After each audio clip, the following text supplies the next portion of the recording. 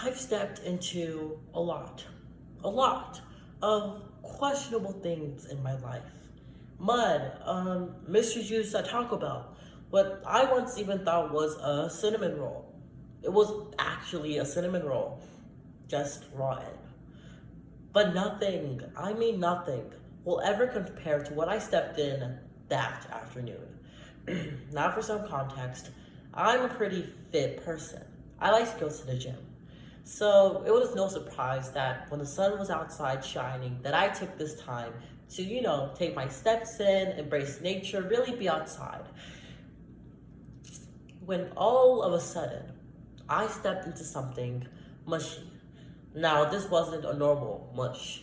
It felt warm, cozy even, like stepping into one of those heated blankets they sell at IKEA. So I leaned in, and I squished deeper. And that's when the smell hit me. And oh my goodness, did it hit. I had stepped, no, planted myself in raw, hot sewage right there in my yard. I don't think I've ever ran that fast in my life. I immediately burned my shoes and scrubbed not only my body, but the essence of my soul, what can only be described as holy water. But here's the thing. For millions of Americans, that smell, that filth, that reality is far too common. Because across the entire US, entire communities are living in what Catherine Coleman Flowers can only describe as America's dirtiest secret.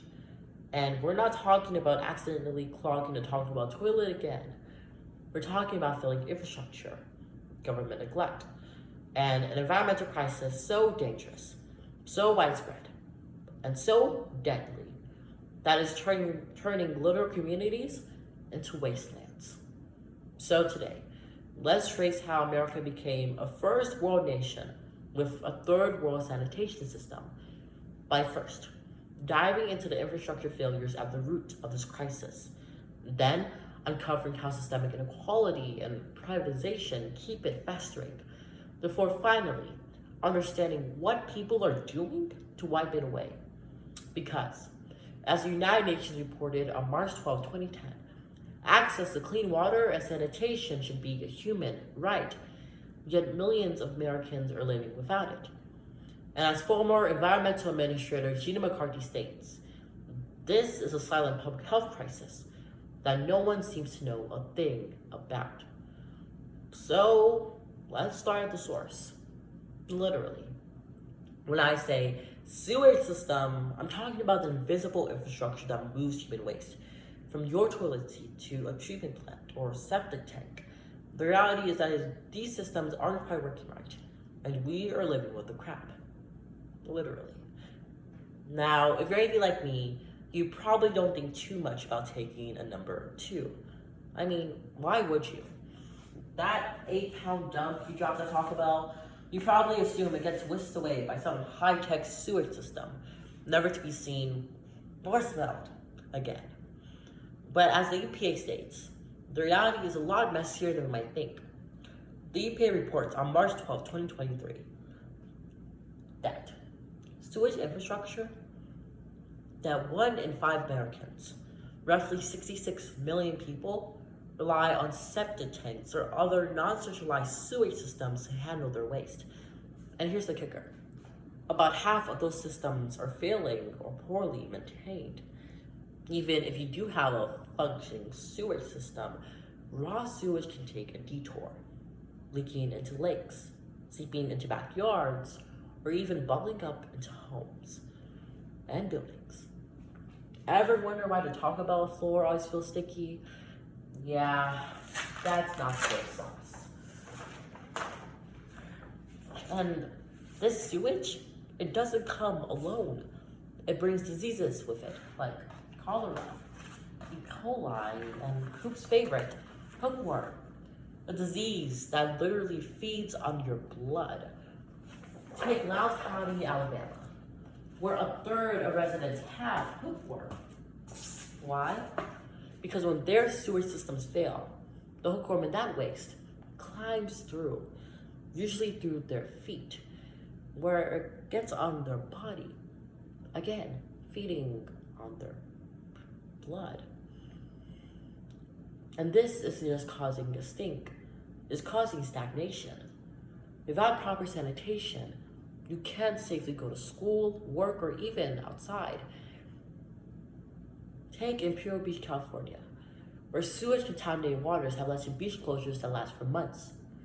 Local businesses, rental stands, surf shops have all had to shut down, not because of lack of demand, but simply because their environment has become a health hazard. A health hazard, not just for Imperial Beach, California, not just for the businesses, but also for the people. Tommy Rettig, a 44-year-old homeless man in San Francisco, died from necrotizing fasciitis. Tommy lived on a traffic island with no access to clean water or sanitation. His story is a warning of what happens when we treat sanitation like a privilege instead of a human right. But here's the thing. Tommy's story isn't just some freak accident. It's a result of a system that was meant to oppress the low income and marginalized.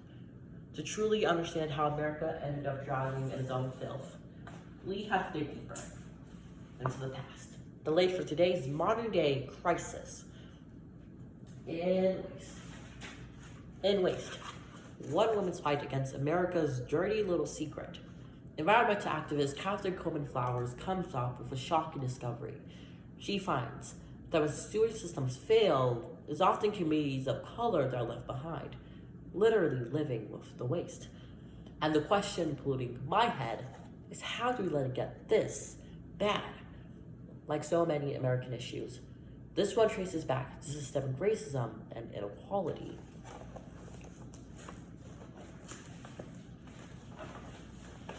After slavery ended, Black families were technically free, but white homeowners want to keep their neighborhoods pure.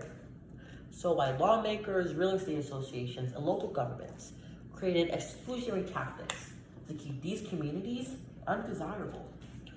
This included things like redlining, which purposely separated white and Black communities. It also included things like systemic inequality. It also included things like racial zoning laws, which purposely removed funding from Black-owned businesses. As a result, this didn't just limit where they could live, it limited what they could access. Black and low-income families were left with no investment. They didn't get paved roads or sewer lines or drainage systems. Instead, they got broken policies and a government that was too lazy to fix it.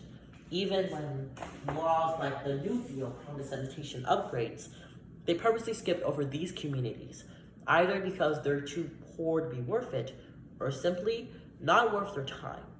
And this brings us to today, where these same communities are paying the price, not just from systemic inequality, but also from privatization. In cities like San Francisco, even something simple as relieving yourself has a price tag. In fact, people are being paid. People are being forced to pay to relieve themselves. According to SFGate, there are a whopping 26 bathrooms per every 100,000 residents in cities like San Francisco. As a result, people are left with no other option but to poop in businesses. And these businesses know that, and they're making a price tag off it. For example, Starbucks has started limiting restroom access to paying customers, turning basic human needs into a right. America's food crisis isn't the result of one issue. It's a result of multiple: systemic inequality, privatization, and government neglect. But when that smell became too big to ignore, people stood up, and they started creating work of real, lasting change. Cue